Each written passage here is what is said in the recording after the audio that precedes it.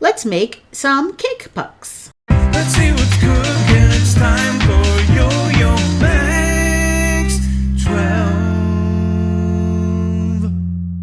Hello everyone. A cake puck is basically a cake pop without the stick and a different shape. So you start off with some cake. I had some Halloween cupcakes in the freezer that I had made, and I had too many of them. So you just break up the cake into fine crumbs, and then you add a little bit of frosting. I'm just using canned frosting. You add enough frosting to your cake crumbs so that it makes almost like a Play-Doh texture so that you can mold it. Now you're going to need cake puck molds. Now cake puck molds come like this. I bought mine on Amazon. A set of cake puck molds comes in two sizes. So you've got smaller ones and then slightly larger ones. So what you do is you take, and it comes with these scrapers too. This set came with scrapers. You take the smaller ones, you take your cake pop or your cake puck mixture, press them into the molds, and you can use that scraper to scrape off the excess. And then I put these in the refrigerator and allowed them to chill thoroughly. Then you take the larger set of molds and you're going to put some candy melt or chocolate in them. I watched a couple of YouTube videos on people where people made these, and it looked like they filled them about third full. You want enough chocolate so when you press that cake puck in there, the chocolate's going to come up the edges, and you want enough chocolate so that the tops of those cake pucks are actually covered in chocolate. So you have to press down, but don't press all the way to the bottom. As if you do, the cake puck mixture in the center is going to show through. So you have to press them down just enough so that the chocolate comes up around the edges and it's completely coated. And then use the scraper to spread the chocolate on top, and make sure you scrape off enough of that excess chocolate, because when it hardens you're going to have a lot of extra chocolate there, and if you don't scrape it, it won't look very nice. And I'm going to show you what I did here. This is a learning curve for me because I'd never used these before. So these two white ones were pretty good. They popped out nicely, wasn't a lot of excess. These blue ones though, I didn't scrape off enough of the chocolate, and look what happened. When I pulled them out, you have all that chocolate kind of hanging off the edges, and it looked terrible. So these ones, what I did was I took a knife and I cut off some of the excess. Now these ones where I scraped it off, they were very pretty. They turned out really, really well. So there I am cutting off some of that excess. And then when you cut off the excess, sometimes you get chunks falling off and you can see the cake underneath. So yeah, don't put a lot of excess chocolate.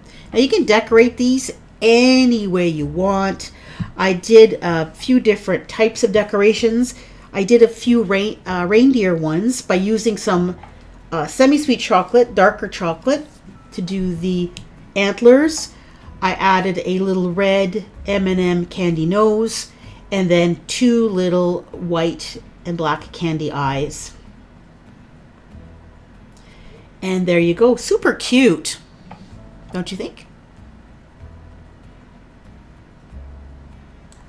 I also did a snowman with one of the white ones, just using chocolate to dot the eyes and make that little smile. And then I added an orange candy melt carrot nose. And I also made some that looked like tangled Christmas lights, which is basically green frosting, and those are those chocolate coated, candy coated sunflower seeds. And I even made a couple of the Christmas trees. Now I wanted to make more of them, so my second batch I used the chocolate cake with frosting for the center. And these ones I wanted to make them look like little snow globes. So what I did is I used white candy melts to go around, and then I just attached a border of candy. These are little candy stars.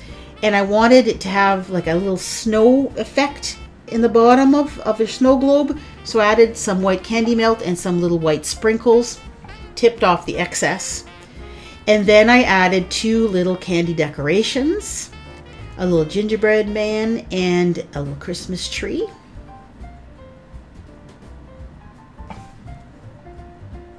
And for these ones, I put some melted candy melt along the edge, and I dipped it into some like Christmas themed sprinkles, went all the way around, and then added another little candy decoration in the center.